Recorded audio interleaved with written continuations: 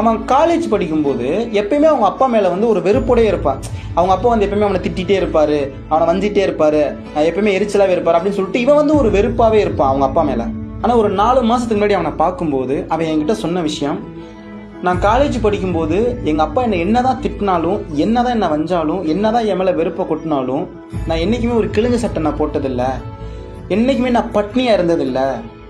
ஆனால் இன்னைக்கு எங்கள் அப்பா இல்லாததுக்கப்புறம் நான் சட்டை மட்டும்தான் போகிறேன்னு எனக்கு தெரியுது, அந்த சட்டை கிழிஞ்சிருக்கா இல்லைன்னு எனக்கு தெரியல. நான் 3 வேளை சாப்பிட்றதில்ல. என் குடும்பத்தோடைய பொறுப்பும் பாரமும் இப்போ என்கிட்ட இருக்கு.